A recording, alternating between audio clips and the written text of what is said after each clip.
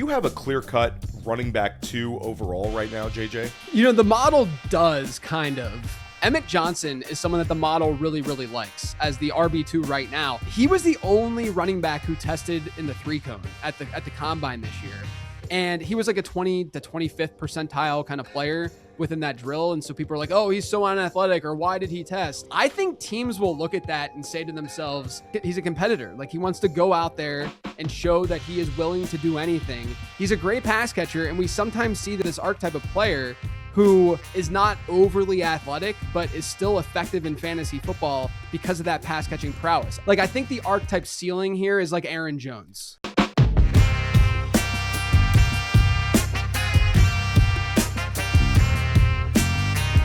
That's him. That's the OG.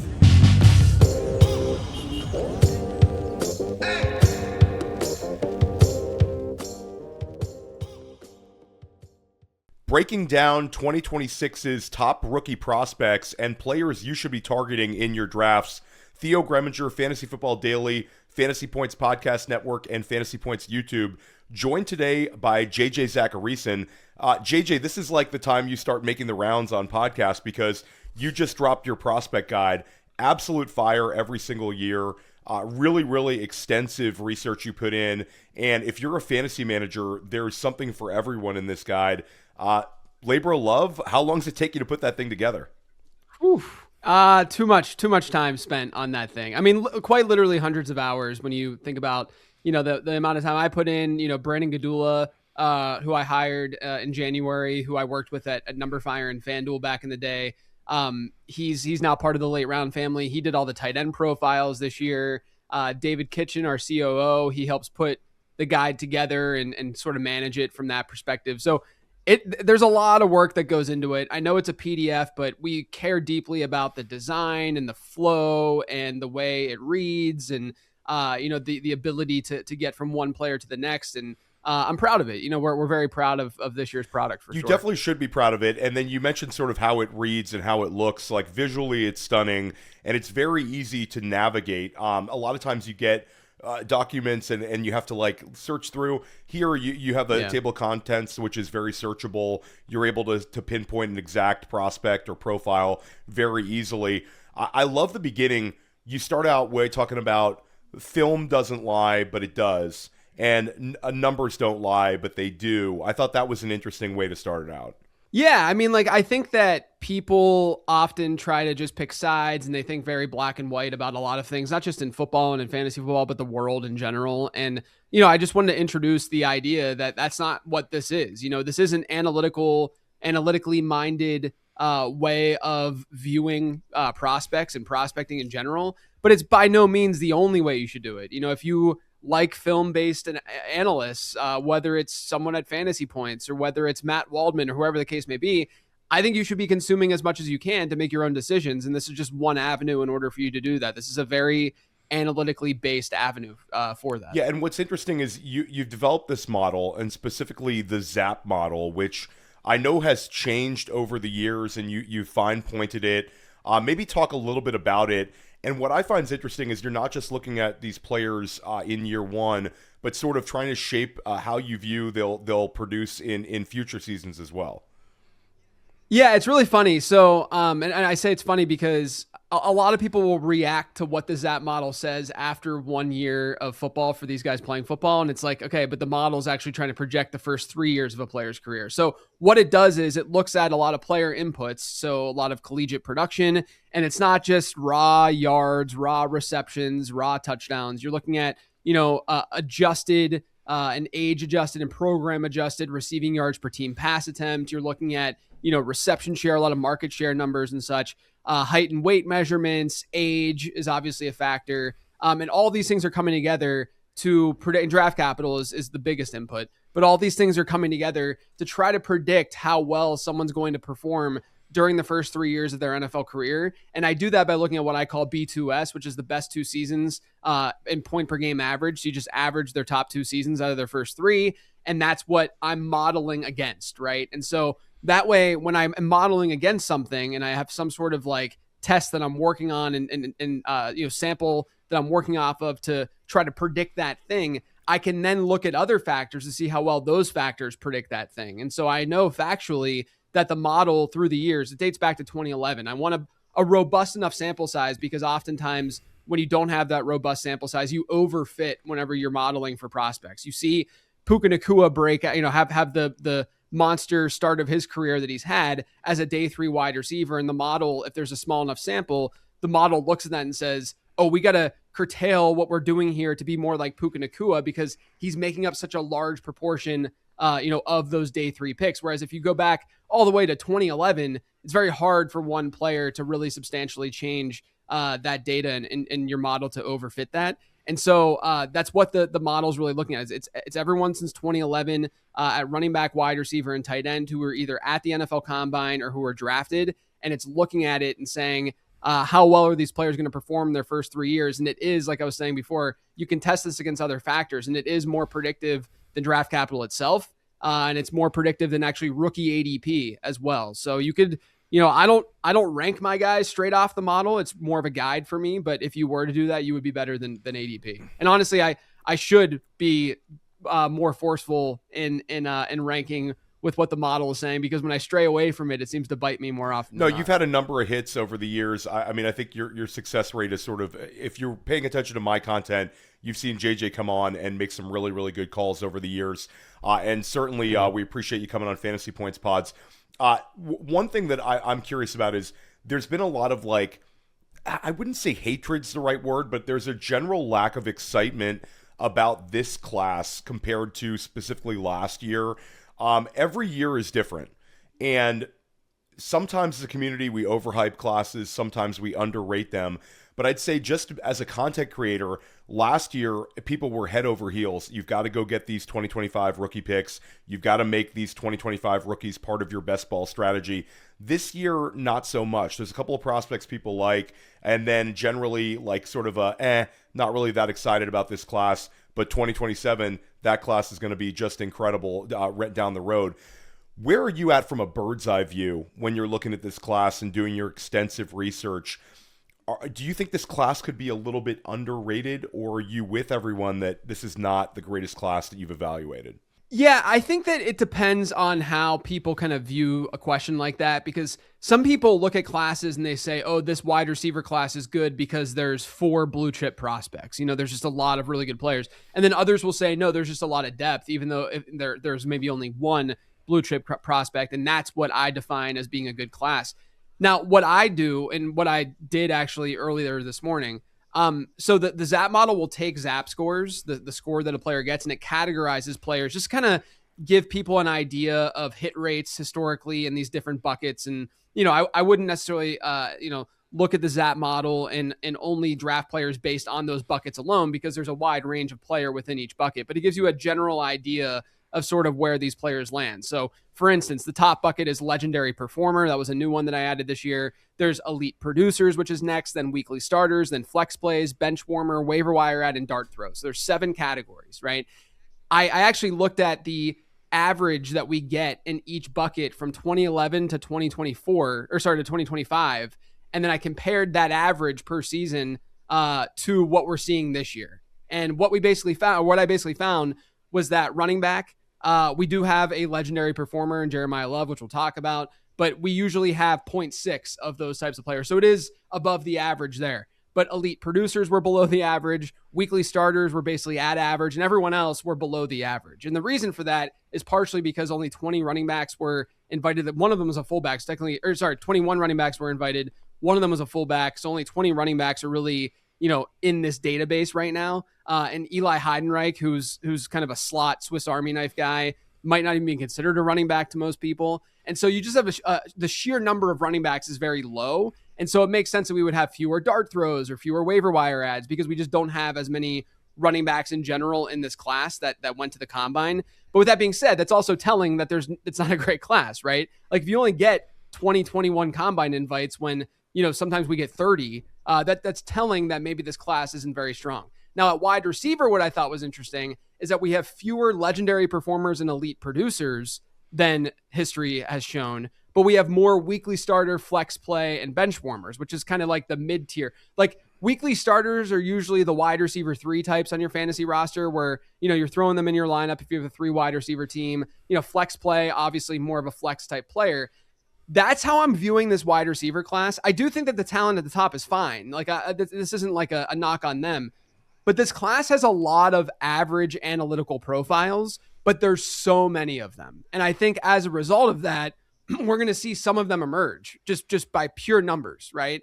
Whereas someone might look at that and say, they're too average. It's going to be bad. We don't really care about this. It's not a big enough deal. But we get stuff wrong all the time with these players, right? So like we're going to see a player emerge from a more average profile more than likely just because we have so many of them. And then at tight end, I'd say, we had a ton of tight end invites this year, more than I think any. It was the first year we did tight ends for the late round prospect guide. And of course we get 27 invites to the combine, which was like a high since 2004 or something like that. But tight end was pretty average, maybe a little bit above average simply because of the sheer number. But I wouldn't say that we have unbelievable elite talent. It's not like last year's tight end class. Like last year's tight end class was a lot heavier at the top and there was even some depth to it.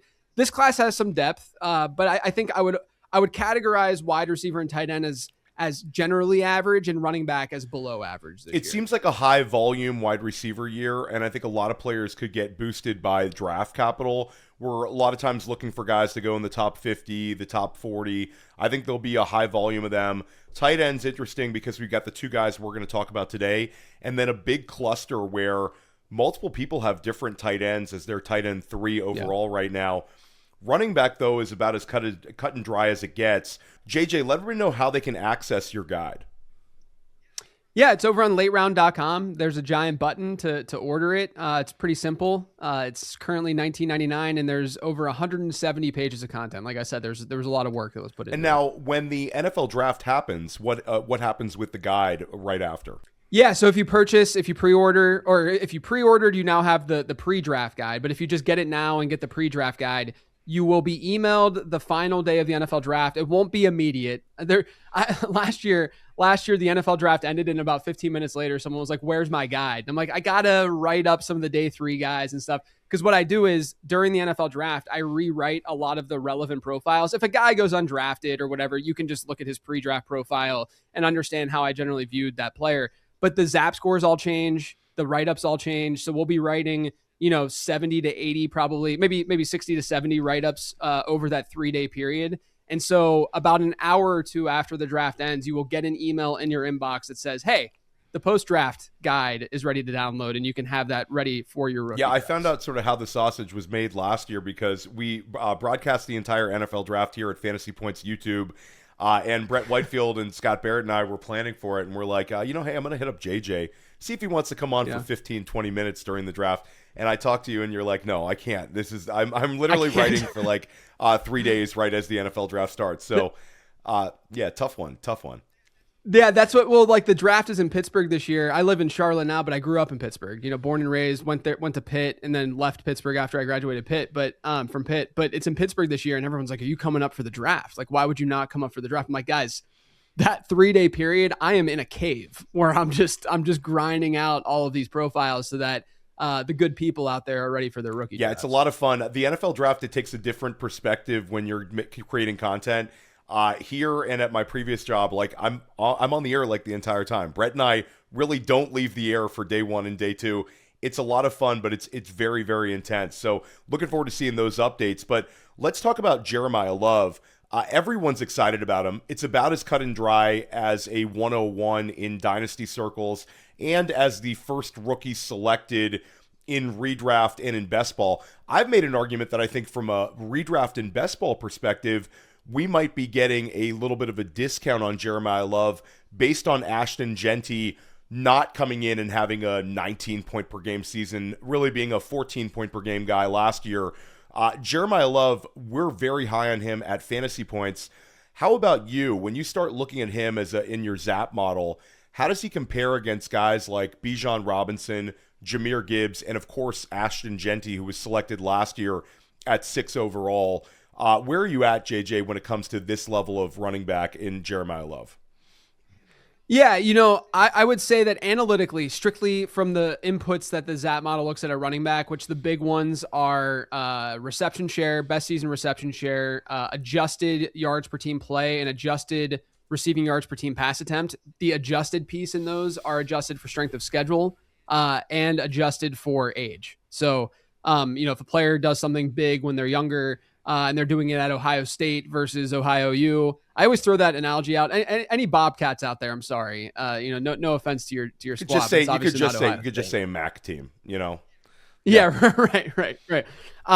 So when you look at those metrics that the model looks at, weight is another one where there's a cap to it. Like you don't need like a 240-pound running back, but someone who's like 220 that has unbelievable metrics is going to look a little bit better than a guy who's 212 and Jeremiyah Love. It's not, all these things are like small pieces that add up to a larger puzzle. The biggest piece of the puzzle is just draft capital. And Love is almost definitely going to go top 10 in the draft. And if you look at top half running back since 2011, we've had 10 of them in that range, in that top 16 range.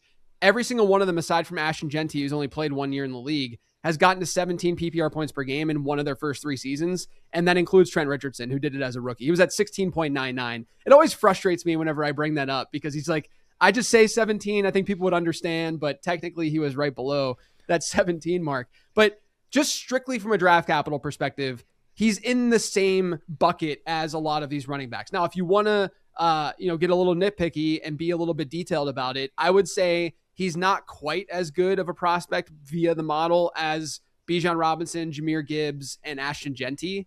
He's a little bit better he's a decent bit better. Like he's in a category above Amarian Hampton, who the model loved Amarian Hampton. So that's part of the reason why, I say it in that way. But, I think that if you were to compare him to Bijan Robinson more directly, it's kind of interesting because both of them played with NFL caliber running backs in their backfield. And then if you look at their metrics down the line, Bijan Robinson's just a little bit better at all of them, right? And now we've seen Robinson. This is where I think like we do need to be at least realistic, is that I think Robinson has hit more of the higher end outcome for him as a prospect and as a player in the NFL, because I think he's one of the best running backs I've ever seen in my life. Like he's so unbelievably good. And we can't just make the assumption about any running back being that kind of player. But that is his top comp in the model is Robinson. So we're looking at a player, in my opinion, who can step in anywhere, immediately contribute, be an RB1 if things break the right way. And so I understand if someone wants to go after them in both redraft, obviously dynasty, I think he's the 101 in every format. But, from a redraft standpoint, I can understand going after him. There's going to be a lot of people who are soured on, and I'm doing some research on this right now, on rookies in season long after what happened last year, because, the wide receivers were pretty underwhelming last year versus cost. Running back was generally underwhelming, I would say, versus cost. Some of that was because of injury. Some of that was just, Ashton Genty was a little bit underwhelming, or Travion Henderson, or, RJ Harvey for a lot of the year, Caleb Johnson. I mean, do we even talk about him anymore? Right. So I think that there's going to be a lot of debate once we get into June and July and stuff, when people really start digging into season long more about a player like Love. But historically, when you get a top 2 or 3 round, 2.5 round running back in season long, they've outperformed expectation more often than not. I know that people get burned by these players. They remember when they were burned by these guys, but you forget about Ezekiel Elliott and Saquon Barkley and even Najee Harris, who was a second rounder, who was fine. It was good his rookie season from a fantasy perspective. So I think Love should be okay, just given the talent level and the kind of investment he's bound to get. Yeah, I think you nailed it. And I think, people have the recency bias of last season burned in several ways. But the year before, we had so many rookies making impacts. I mean, Ladd McConkey, amazing pick. Brian Thomas Jr., an amazing pick for redraft. Brock Bowers, tight end 1 overall. Bucky Irving. So I think things have a way of sort of balancing their way out. And I'll maintain that Jeremiyah Love should be somebody you should be considering, unless we have something just catastrophic on draft day in terms of a landing spot. Kansas City, I think, would be the nightmare if he falls to 9 and they're like, you know what, we'll just take him with Kenneth Walker and use this rookie contract. Every other landing spot that's realistic makes a lot of sense. What's a landing spot that would get you very, very excited that's realistic? Like, there's been a lot of talk that Tennessee could take him, New York could take him, Washington could take him. Of the realistic landing spots, what would be a spot where you're like, okay, this guy's a first round pick? I think it's got to be Washington. Jaden Daniels hopefully being healthy. The offense, in my opinion, last year just generally underperformed and is better than what we saw, season ago. You get a shift in offensive coordinator there. We actually talked to Josh Johnson when I was at Radio Row at the Super Bowl this year, and he's very hype about David Blau and what could happen, with that Washington offense this year. So I think overall that would probably be the spot. I don't think like a Cincinnati is probably in play, just because they have a lot of other needs, and hypothetically they could compete if they are able to fill some of those needs. It just seems like more of a luxury. So I do think that if he is in Washington, that's probably the one spot that would be pretty intriguing. I agree with you. I think Washington is easily the team that I would want him to land on. They need an offensive focal point, skill position player. Terry McLaurin, they said they're going to get him the ball a ton, but McLaurin at his age, the sort of a little bit of a capped upside. And with Love, it's that home run hitting ability that could get amplified playing next to a mobile quarterback like Jayden Daniels. So I would absolutely love that one. I would love seeing him there. There's a bunch of other running backs that we are throwing into a cluster. And depending on who you talk to, there's maybe a lack of enthusiasm of the rest of the guys collectively, or maybe there's, hey, I like these two guys, but the rest are really not for me. Do you have a clear-cut running back 2 overall right now, JJ? The model does kind of. I say kind of. His score is about 70 right now, which is in the weekly starter category, and the guy right below him is at 64. So there's at least some sort of gap. I know that those numbers are kind of arbitrary to people who haven't necessarily consumed, the ZAP model stuff in the past. But Emmett Johnson is someone that the model really, really likes as the RB2 right now. And to be fair and to be clear, that's with like 90th overall draft capital or so. He looks that good as like a late day 3 or day 2 pick, like a round 3 pick, in a world where I don't think it's going to happen, but in a world where he could go higher than that. The ZAP model will have him as a clear RB2 in this class, unless Jadarian Price ends up going a lot higher than what we're expecting at this moment. But look, the bottom line is the ZAP model is very heavily focused on the receiving side of things. And Emmett Johnson has the best receiving profile probably in this class.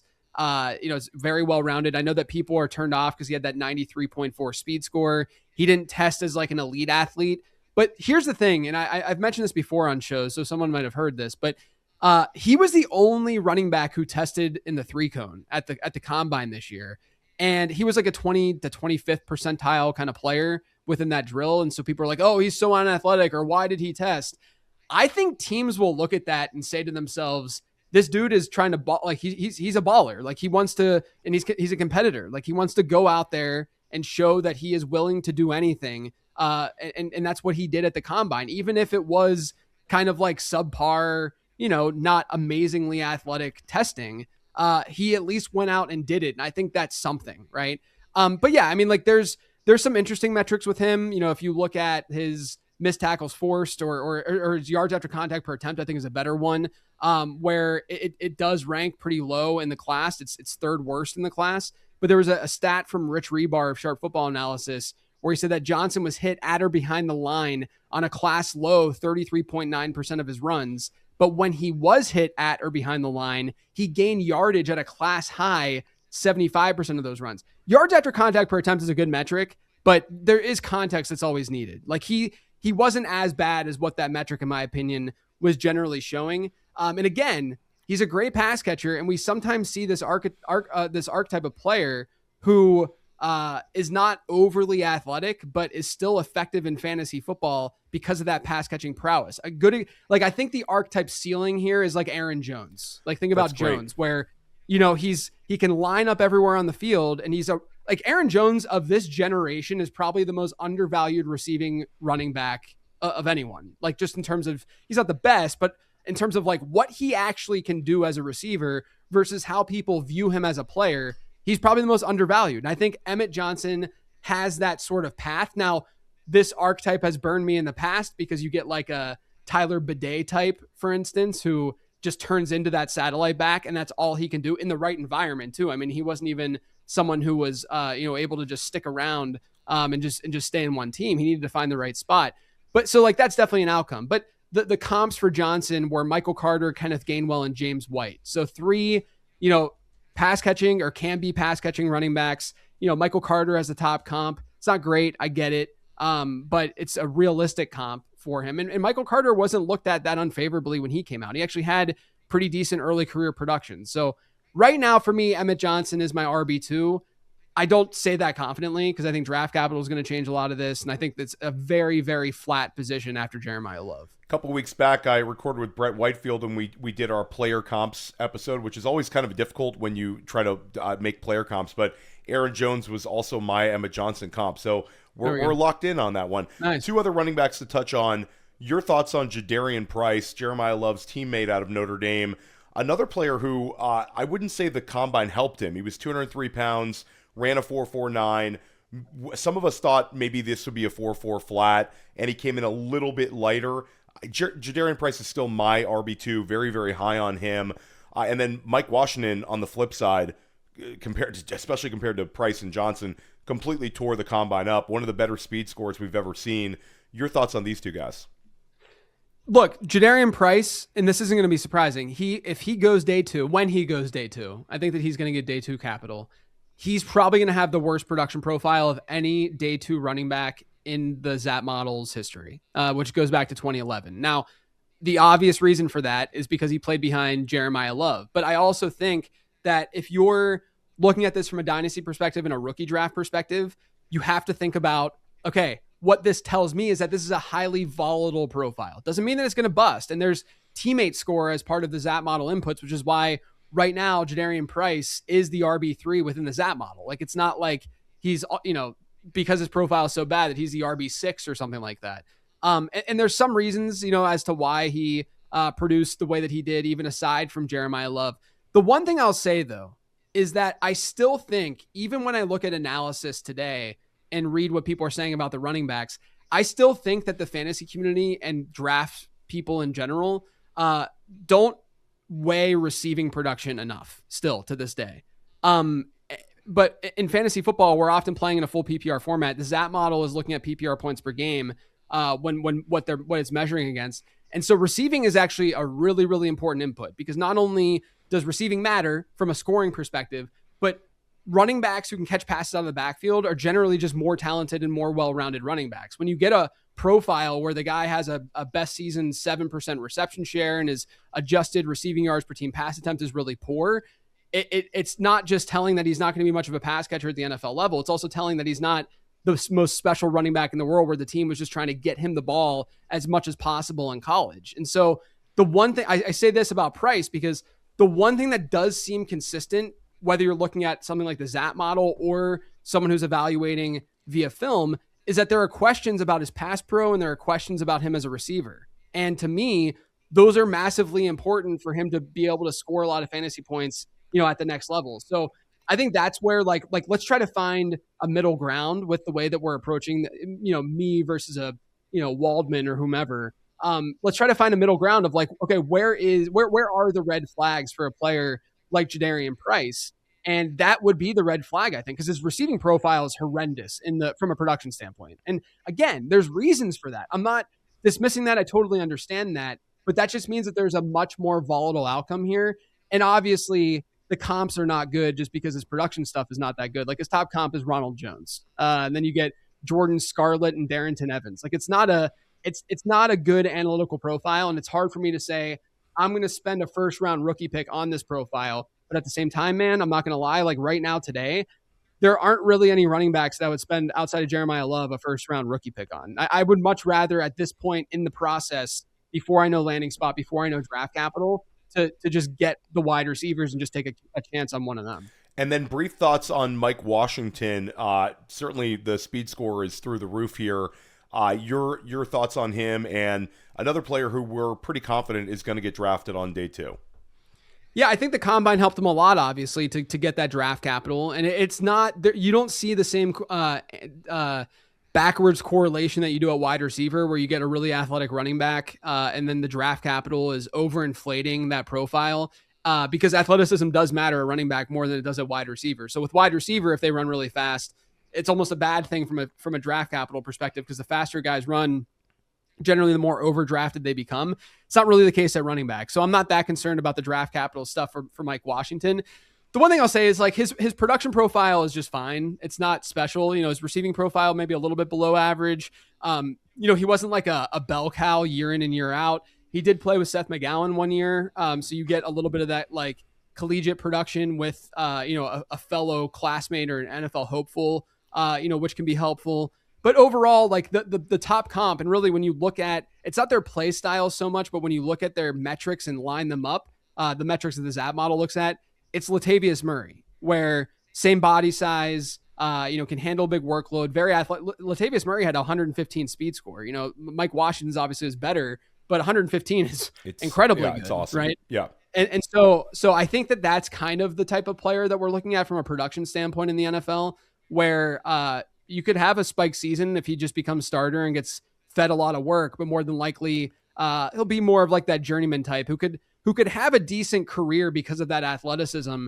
I just don't want to right now definitively say that he's going to be some stud in fantasy football because I just don't see that from a production standpoint. Yeah, I think that's fair with Washington, but I do think with the athleticism, the projected draft capital, there's a chance he lands on a team that embraces him as a volume back and has some traits that if he's given that sort of volume, could be an opportunistic running back one for us at some point. So, really, really fun stuff talking about Johnson, Price, and Washington. You write up so many more running backs. Give us a late round guy. A couple years back, you were all over Isaiah Pacheco, became sort of a player you were constantly talking about at this time of year, ends up going in the 7th round. You encourage people to draft him, and he ended up being a really, really fun player, especially for dynasty managers.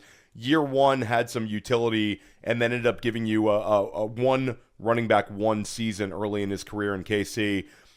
Give us a guy that's sort of a guy that you really like, maybe a dart throw guy or a waiver wire ad listed guy in your prospect guide.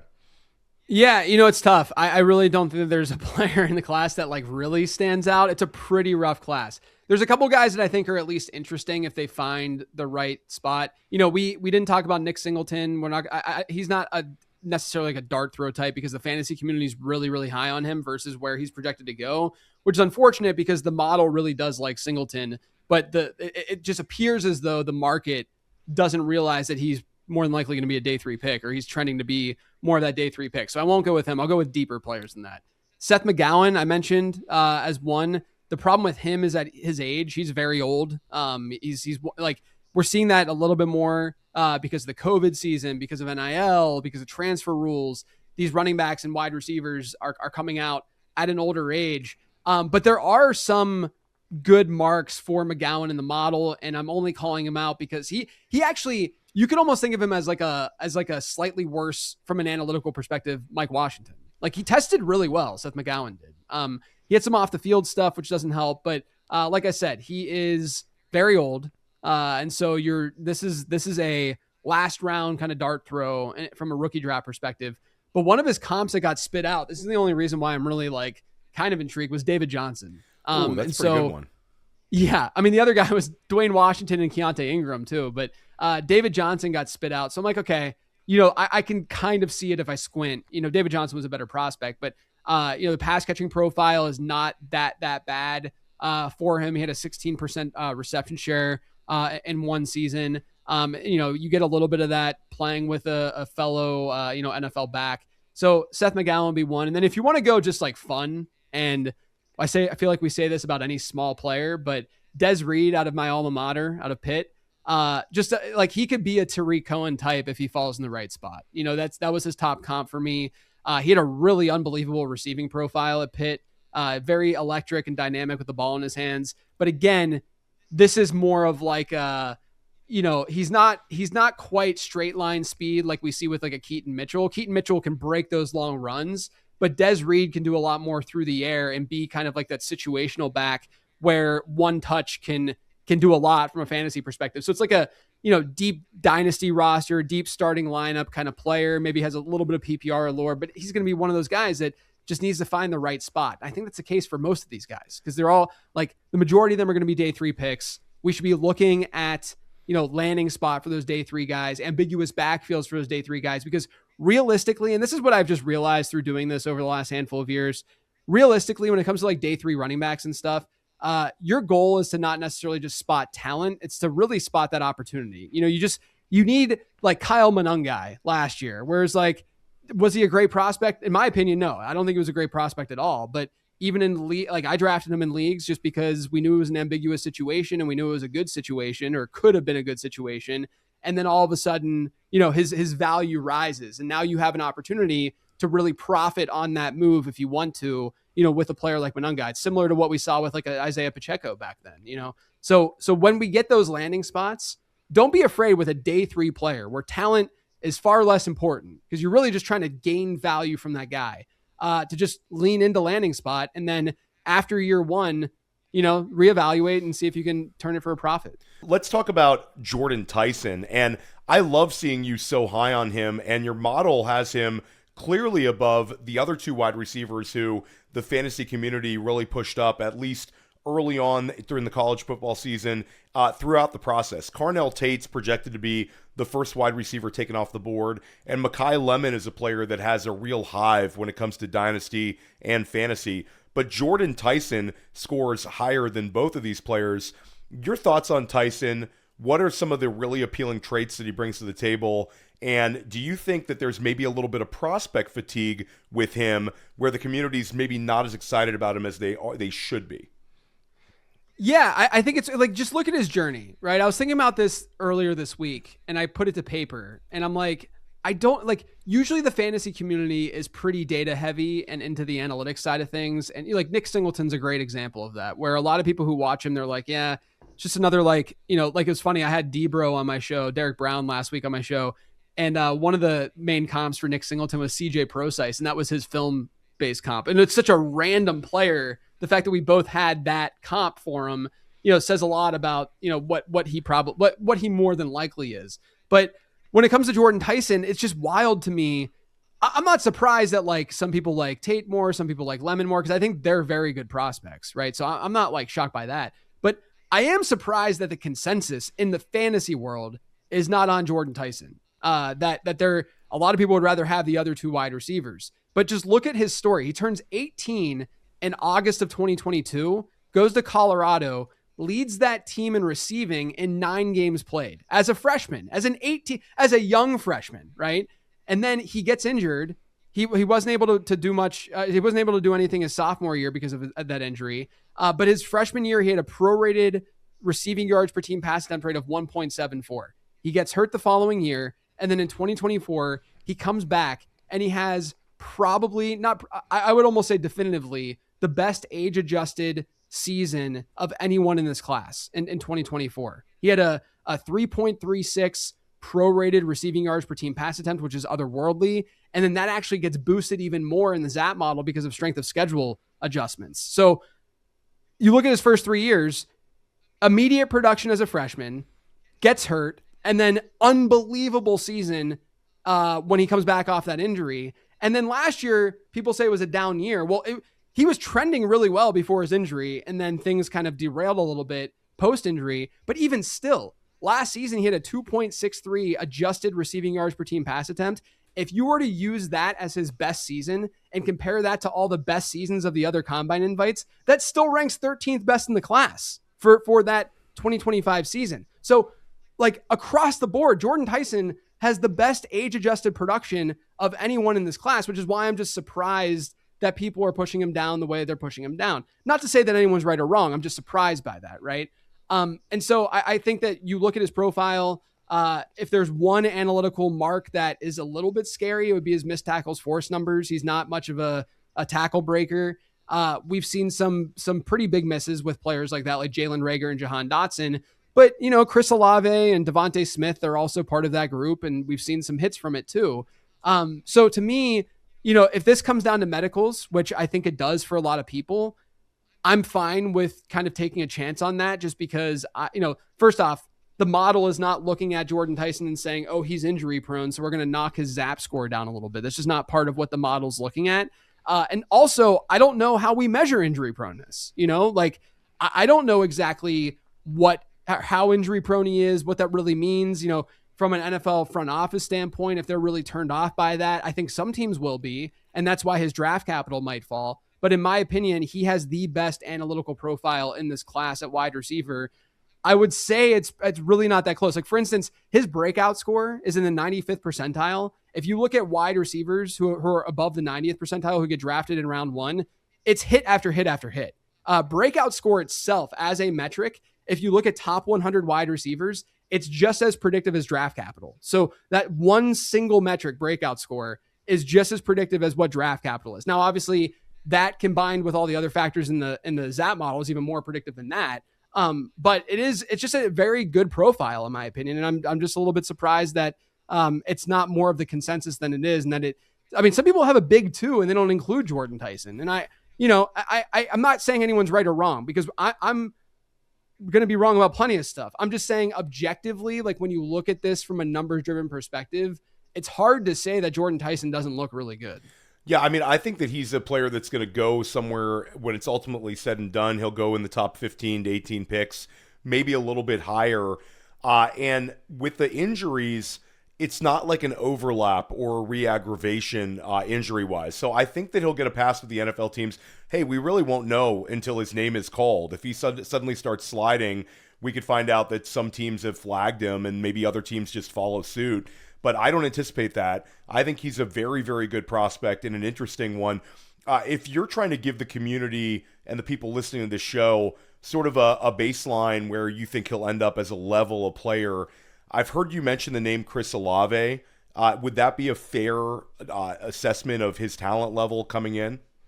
Yeah, I think from like a production standpoint, yes. Some of his comps, like he got like a CeeDee Lamb comp in the model. He was a little bit tougher to comp, to be fair. He did get a Corey Davis one. So I want people to understand that like this isn't only butterflies and this isn't like Malik Neighbors. The model was obsessed with Malik Neighbors, had really good comps, but it is similar to last year. The model was obsessed with Luther Burden, like just obsessed, like to the point where even with draft capital, the newest iteration of the model still likes Luther Burden more than any other wide receiver in last year's class. And that's probably wrong, because I think Tetairoa McMillan showed that he's a really, really good wide receiver.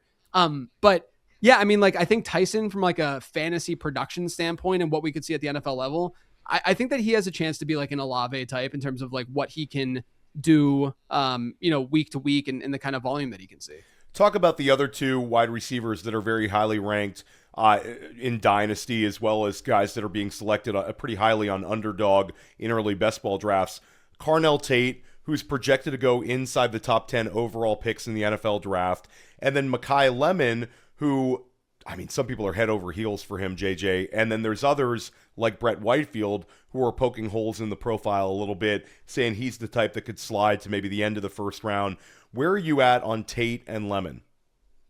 Yeah, I think, look, my liking Jordyn Tyson more than them is not an indictment on them being bad or anything like that. I think that they're good, great prospects. Carnell Tate, I think he's one of those players that can fit anywhere. Perimeter guy, can play all 3 levels and do it well.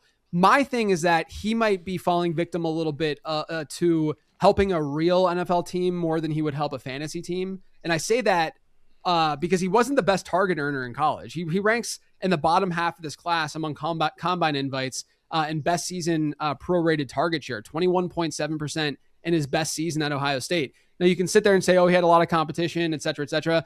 But if you were to compare Tate to the other Ohio State wide receivers that have come out over the last 5 years, Chris Olave, who we just talked about, Garrett Wilson, Emeka Buka, Marvin Harrison Jr., Jackson Smith and Jigba, he's, in my opinion, from the ZAP model perspective, he's the worst of those guys. Now, he's still very, very good, and he has a great breakout score, but like Emeka Buka last year looked better in the model than what Carnell Tate looks like this year, depending on, obviously where the draft capital lands and all that kind of stuff. Because right now, Tate's draft capital is kind of out of control, and so he's going to look pretty decent in the ZAP model as a result of that. So my thing with him is I think he's pretty like a pretty safe bet, like a good prospect and someone that you should feel very comfortable with.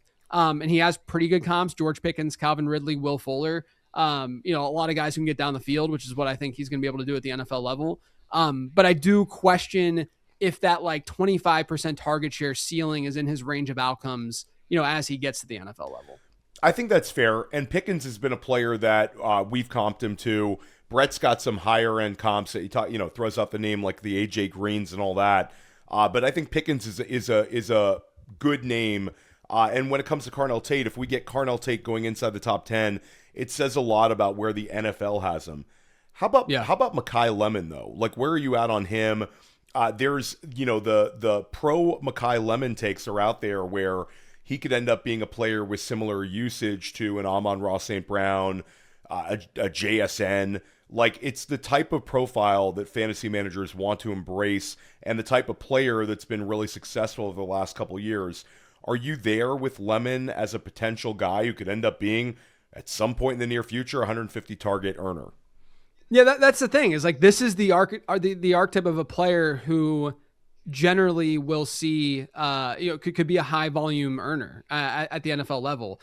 It does depend a little bit on landing spot. Like, I think Amon-Ra St. Brown, I've said this before, but Amon-Ra St. Brown probably, he's obviously a very, very good player, and he would thrive anywhere given the player that he became. But Amon-Ra St. Brown probably doesn't get off to the same start that he did if he's in almost any other location, just because, Detroit had very little around him. If you recall, as a rookie, and then he broke out towards the end of the year when things really were, it was just him, and then he could really shine and show off.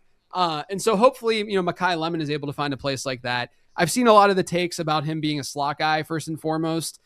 I understand that take. If you look at day 2 wide receivers who had slot rates above 70% over the last 5 years, because data like that doesn't date back too far. But if you look over the last 5 years, Lemon was at a 75% slot rate. Day 2 wide receivers with a 70% or better slot rate or higher slot rate, they bust at a pretty high rate. I mean, it's really not the kind of archetype that you want to invest in from a fantasy perspective.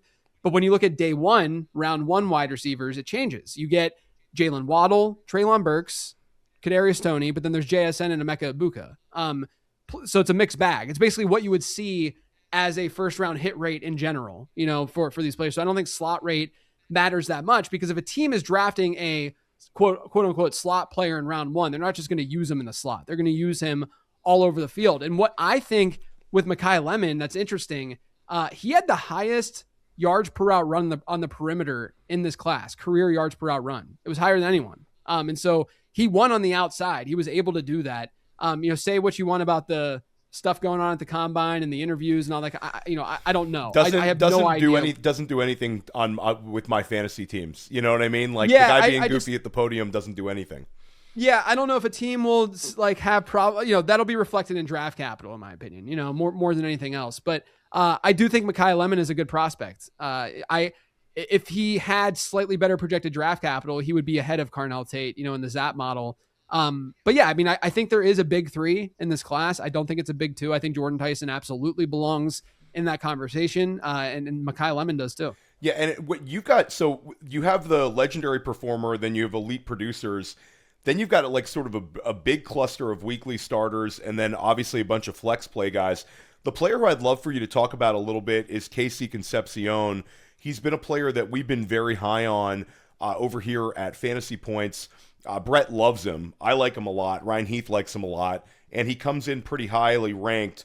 Where are you at on KC? Yeah, so look, he like you said, he's in that weekly starter category, but he's at the very top of that category. So if he were to get better draft capital than expected, he'd be in the elite producer category. That's, again, the categories are there for us to have these conversations, to be able to quickly reference and say, where does this guy generally belong? But Concepcion, compared to some of the other weekly starters, is way, way better. 76 percentile breakout score, which is adjusted receiving. I don't know if I mentioned this, but it's adjusted in age and schedule adjusted receiving yards per team pass attempt.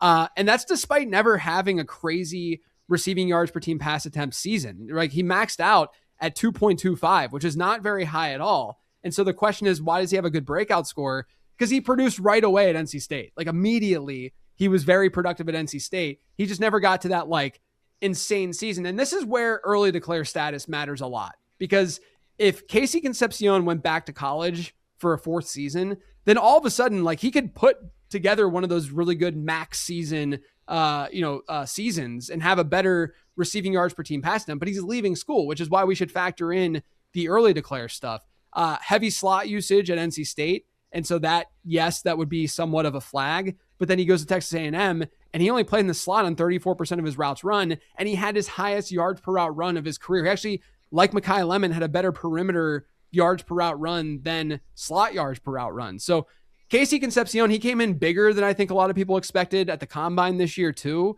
I love him. Like I like, at least compared to how, like, I think that he is in a tier above the Omar Coopers and Denzel Bostons of the world. I think he's very clearly the wide receiver 4 in this class. Yeah, that's where we're at. Brett has him even higher than that. Brett has him ahead of Lemon. Brett has him at like top 12 in his big board. Super, super high on KC Concepcion. And he's a player we're really rooting on. Do you care about the little knee cleanup surgery, JJ? Do you think that's something that we need to keep an eye on?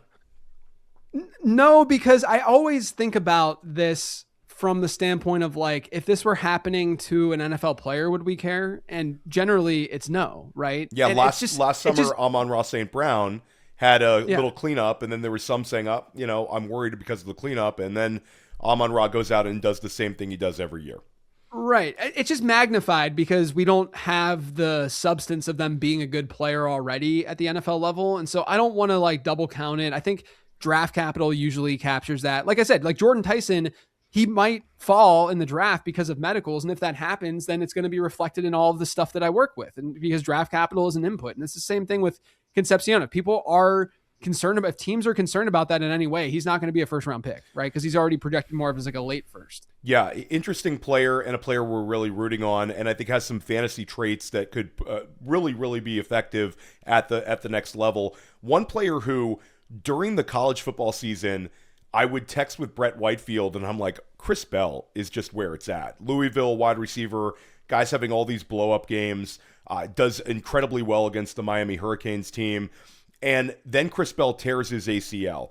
He's in your flex play category. We're starting to hear some very positive medicals that he's ahead of schedule, could potentially be there at the end of training camp, when originally we thought this could be a completely lost season. Where is your projection for Chris Bell, and how would that change if he ends up being, let's say, a late first round selection? It would change if he was a late first round. I would definitely like him more. Right now, I think he's like a late second in the projected stuff that I was looking at, and that's why his score is where it's at. What you like to see in his profile is that he got better every single year. His final season, 2.59 prorated receiving yards per team pass attempt. There's nothing wrong with that. I wish he was an early declare, but we don't always get that with most of these players. We see fewer and fewer early declare wideouts. The one thing I'll say is that we have a lot of these general, these general like big bodied X's in this class, right? And a lot of times when you get a day 2 player like that, there's just a lot of volatility. So and I say big bodied X's with average profiles, like average to maybe above average profiles. And so I think that's what we're looking at with Chris Bell, where there's just a lot of volatility, and we should be okay with understanding that variance, especially this is where like the cost benefit comes into play, where if there's this really highly volatile profile, if you're spending that at the end of the second round of your rookie draft compared to the end of the first round, it's just different, cost benefit analysis. But in the ZAP model database, there's been 10 wide receivers drafted after round 1 before pick 100, or before pick 101, so through pick 100, who weighed at least 215 pounds and posted a breakout score between 40 and 60. Chris Bell is right smack dab in the middle. He's heavier than that, but he had like a pretty average breakout score, and he's heavier, right? But this is just to show you the volatility. You get Cortland Sutton, DK Metcalf, Michael Pittman, and T. Higgins. Okay, we would love those outcomes, right? But then you also get Greg Little, Devin Funchess, Dorial Green Beckham, Chase Claypool, and Jonathan Mingo. So to me, it's just like, it's really a hit or miss profile, and it's just going to come down to cost if I'm going to heavily invest there. That makes sense. When you're looking at your list of weekly starters, not KC Concepcion, as well as flex play guys, is there a player that you're like, I really like this guy, that I think this is a player that I want to add on my fantasy teams, and you are sort of rooting to land well during the NFL draft? There's a big group this year. Who's a JJ guy? I like Elijah Sarratt a lot from the class. He's in that flex play category. He just got better every single year throughout his collegiate career. 0-star recruit, started at St. Francis, and then obviously, he goes to James Madison and then does the Indiana thing. But he was 71st percentile in breakout score, top 6 in yards per route run in this class, trailed only Makai Lemon in first downs per route run. The analytical profile is great for Elijah Sarratt. I think that, again, going back to what I said about Jordyn Tyson, the fantasy industry is very much on Sarratt, right? Like he will rank relatively high in a lot of rankings because the fantasy industry is generally going to be skew more analytics heavy. There's not doing that with Jordyn Tyson, which is why it's interesting. But I do think that there's reason, to like Sarratt. It's just that, again, I'm using projected draft capital, and that projected draft capital for him is more round 3 at this point as opposed to round 2. And that's what's bringing him down a little bit versus some of the other guys and why he's more flex play and not weekly starter. One player I wanted to pick your brain on, that's another kind of polarizing guy on the lower end, not a player that anyone's projecting to go inside of round 1 in dynasty rookie drafts, but there's some who are simply just writing off Zachariah Branch from Georgia. A lot of targets right around the line of scrimmage, played at USC before Georgia, but he was super productive this year, had over 80 receptions, set the all-time record for the most catches by a Georgia Bulldog in the history of the program. And then there's some saying, I don't really care. He's too little. This is the kind of profile that this guy's going to bust out. Where are you at on Branch? Is it a player you're interested in? Do you think all the red flags are warranted? Could this be an outlier? The model doesn't hate him. I'll say this. He had a pretty ordinary breakout score. It's 31. That's like it's not like 31st percentile. It's more like a 40 to 50th percentile type breakout score. So nothing special on that end, right? My thing is that I think this is the profile that burns NFL teams year in and year out over and over again. It's very easy to fall in love with this profile because yes, there is some production there. And yes, he is very athletic and he's very fast, but I have this in the guide and I'll just say some of the things that are from the guide. 45.5% of his career targets came behind the line of scrimmage. Now he can obviously grow into something more, in the NFL, but it does mean that we have to project a little bit with Branch, right? Because we haven't seen it yet. That's pretty dangerous territory, though, historically. This is what I wrote in the guide. If Branch is selected inside the top 100, which is where he's projected to go right now, he'll be the 11th player drafted in that range since 2020 with a career behind the line target rate above 30%. Remember, he was at 45.5%. He'd be the first one to exceed 40% of that group. Only 2 players in that bucket, Wan'Dale Robinson and Luther Burden, posted breakout scores above 75. So they were both really good in age-adjusted production. And that's more than likely why, they're looking good in the NFL.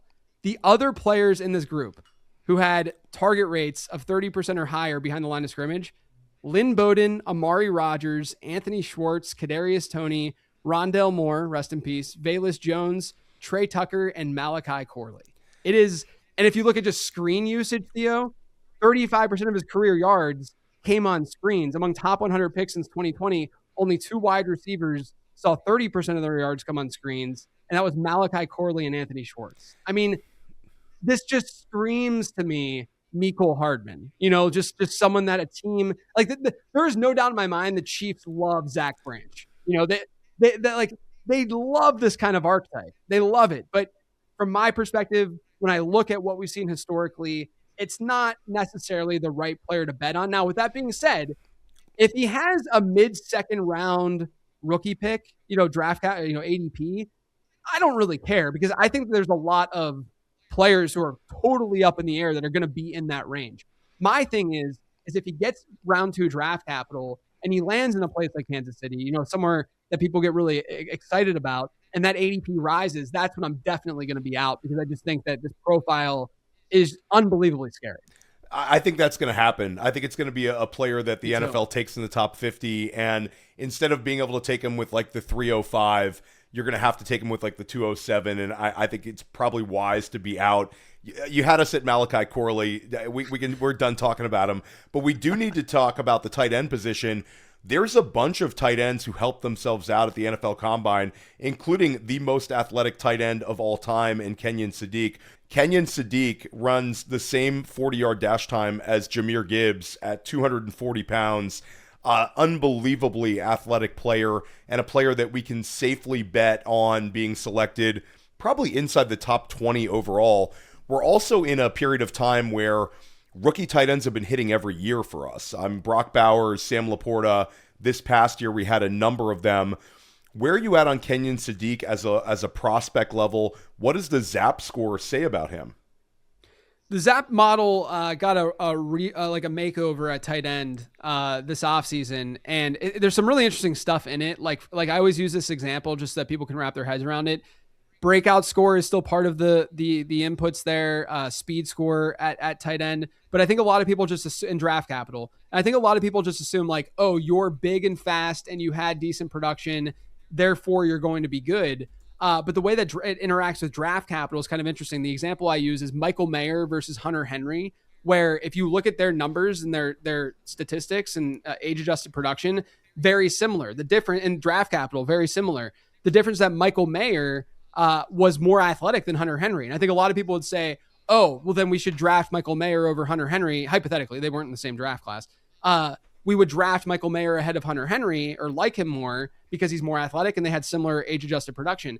The model actually likes Hunter Henry a decent bit more because draft capital is kind of capturing things that the model wouldn't necessarily be able to capture, like route running potentially, right? So there's these other factors where if a you don't want someone who's just a schlub, getting drafted, in the beginning of the second round or something like that. But if it's a player who is not super, super athletic, but is above average or average athleticism, he can look better than a player who has great athleticism because there's a reason that team is going after that player in the NFL draft and drafting him there. Now, Kenyon Sadiq is the case where the athleticism is there. The draft capital is going to be there. The production profile is just okay to above average, right? There's some reasons for that. He played with, Terrence Ferguson, for instance, and he had other competition within that offense. But I do think that the model probably likes him a little bit too much because I think that it's not showing the volatility as much. And you can see that in his statistical comps. Noah Fant, OJ Howard, Evan Ingram, where the thing with tight end comps, though, is that they often are going to be worse than running back and wide receiver comps because the tight end position, you only get how many elite tight ends have we really had over the last 10 years? Like 8 of them, yeah. It's just the same guy. So it's really hard to find like, oh, you're comp to just an unbelievably good player. The fact that he has Evan Ingram is actually not a bad thing at all. Like that's a good outcome at the tight end position in fantasy football. So I like Sadiq. The other thing that I want to point out here is that, yes, there are flaws to his profile for a guy who is going, like you said, probably going to go in the top 20. But this class in general across all positions is so weak that I still think he's a mid first rounder in rookie drafts because the rest of unless we see some surprises, a wide receiver or landing spots that we really like at running, but whatever the case may be, I think because of that, he's still a mid-ish type rookie pick, first round rookie pick, just because the rest of the positions just aren't that great. Yeah, I think that's a really good way of putting it. And I think Sadiq, the high end outcomes for him are really, really good. Some NFL coordinators going to figure out how to utilize this athleticism. Also, he's from Idaho. He's 21 years old. So he's a younger prospect who's sort of just this meteoric rise. And like you said, at Oregon, there's been a couple of things where there's certainly been a number of NFL teammates there. And we haven't really seen any tight ends with immense production coming out of this school. So I am very into Sadiq, and I think he's a player that as a dynasty manager, especially in tight end premium, if you don't want to dive into which wide receiver should I select at like the 107, just take Kenyon Sadiq. I think it's perfectly fine. I'm also super excited about Eli Stowers, and we've talked about this on Fantasy Points. There's only been 3 SEC tight ends who have gone over 60 receptions in a season: Brock Bowers, Evan Ingram, and now Eli Stowers. Stowers and both of those guys had 110 plus catch season at the NFL level. So Stowers is in elite company in terms of production, and then backs it up at the combine with, if there was no Kenyon Sadiq, everyone would have been talking about Eli. They were talking about him, but the next day it would have been like, oh my gosh, did you see what Eli Stowers did at the combine? The vertical leap, the 40, the broad jump, and he also measured in at 240, and it was a player that we were worried could end up being like a 235-pounder, 230-pounder. So Stowers, I'd say that there's the analytical fantasy community is even higher on Stowers than they are Sadiq because of the college production. Where are you at on Stowers at the level of prospect, and how close is he to Sadiq for you in terms of a 1-2? Yeah, the problem with Stowers is that he is currently projected as a round 2 tight end. Like, as much as I want to say draft capital doesn't matter, and like I want to like a player that goes round 2 more than round 1 to be edgy and interesting. It would be really hard for me if current, NFL mock draft database right now, Kenyon Sadiq 17th overall, Eli Stowers 51st overall. Like that difference in draft capital is enough for them to be in separate tiers, in my opinion. Now, with that being said, he has a really good profile. He had a better production profile than what we saw from Kenyon Sadiq. And his top 2 comps in the ZAP model, Sam Laporta, Mike Gesicki, I think are better than the top 2 comps. They're definitely better than the top 2 comps for Kenyon Sadiq and OJ Howard and Noah Fant. And then obviously you get Evan Ingram and then Luke Musgrave with Stowers 3rd. But I think his comps, like the way that we feel like the comfort in drafting him, I think is why people have sort of gravitated towards him more. But I always go back and I keep going back to the fact that like we're working off of smaller samples with tight end because there aren't as many successful tight ends in the NFL from the standpoint of they don't see as much volume as wide receivers do. And there's just fewer of them. And then we also only start one of them in a normal fantasy league. So we just have fewer players in general at tight end to really comp off of. And what I don't want to fall victim to is looking at past performance so tightly and saying Kenyon Sadiq is going to bust because all of these other players, 4 or 5 of them who have similar profiles also busted, and then say, I'm going to like Eli Stowers more because Sam Laporta and Mike Gesicki, it's a little bit too small of a sample for me to work off of. I'm not going to hate on anyone who likes him more because I think there's some valid reasons to feel that way. But from my own process, the way that I look at things, I still am going to go Sadiq over Stowers. I still think they're like a tier apart, but I think Stowers is a first round rookie pick, like in every format, because Superflex, like the funny thing is like Superflex versus non-Superflex this year is just one dude basically at this point. That's right. You're like so it really doesn't change that much when we say every format. It's like, okay, well there's only one extra player that we're really dealing with here. But yeah, I had him ranked in the first round whenever I came out with the prospect guide, and I would assume it's going to be fairly close to that. Something like he'll probably fall a little bit just because we'll find some wide receivers and running backs in the right spot and better draft capital and such. But I still think he's going to be a first round pick in rookie drafts for me. I'm with you, and I think it's appropriate to say I like them both. I don't think that's a cop out and making it part of your rookie draft strategy. Both of these guys look like players who could be instant tight end ones for us in Dynasty. I'll take the under 51 all day long on the prospect database. I think it's more likely than not he goes at 31 than 51. Someone's going to fall in love with that profile. And again, the environment is ripe where NFL teams, it's a copycat league. You've seen multiple rookie tight ends sort of hit in a major way. I think he ends up going somewhere in the top 40. I would be pretty confident in that statement. You've got a few other tight ends as flex play guys. I know I like Justin Jolie. I like Michael Trigg. There's some Max Clare guys out there. I know Jacob Sanderson really likes Max Clare. Sam Roush people really like a lot. Jack Endries, Brett Whitefield likes a lot. So there's a big bucket of tight ends where is this the tight end 3? There's a lot of arguments. Who's a guy that you like when you're looking at these next tight ends sort of in your ZAP model after the big 2? Yeah, I'd call out 2 guys here. One of them is Oscar Delp after what he did at his pro day.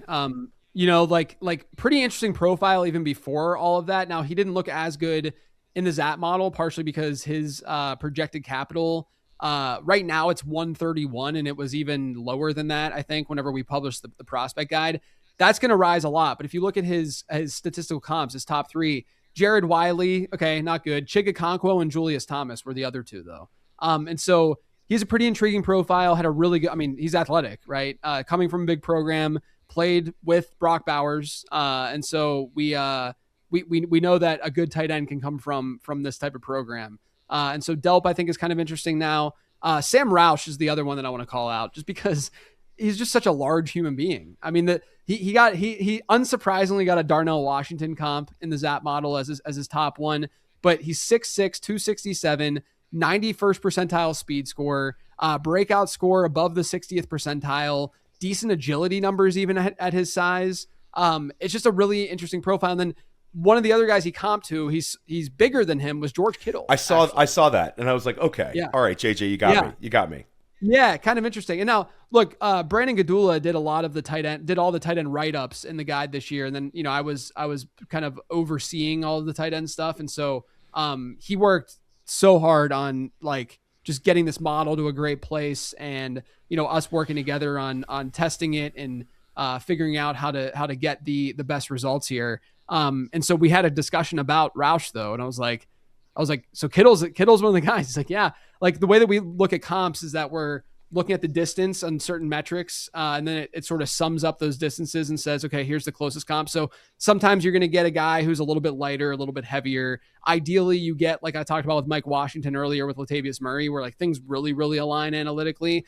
But it more than likely says with Roush that he's kind of an outlier as just like a player and size, size wise and such. But that's what makes him also kind of intriguing too, is that he's just this behemoth who actually had a decent enough production profile in college too. Yeah, the third best RAS score of all time, and had a strong Senior Bowl week, and now your model is throwing out the word George Kittle. So it's like a 6'6", nearly 270-pound tight end. None of the big fantasy producers right now are in that size range. They're all like that 6'4", 240. So if you get an offensive coordinator who can figure out how to use Roush, he could be a red zone monster. Very interested in reading about him. And I can't stress this enough. If you're enjoying my show, make sure you go check out JJ's website. Let me know once again where you can find the prospect guide. Yeah, everything's on lateround.com. It's just click guides. It'll show up, and pretty easy checkout process. And yeah, like I said, once the draft is over, you will get that guide. Not immediately after, but at least a couple hours after. There you go. And then make sure you're checking out School of Scott next week. Rich Rebar is joining Scott and I. We're going to break it down. Sigmund Bloom's going to be on Dynasty Life. You can find that over on Fantasy Points Dynasty YouTube if you're watching this on the main YouTube channel. And check out my most recent Fantasy Football Daily. Had Matt Harmon on. Talked about a couple of wide receivers who could break out next year. We're everywhere here at Fantasy Points. We're going to help you crush your leagues next season.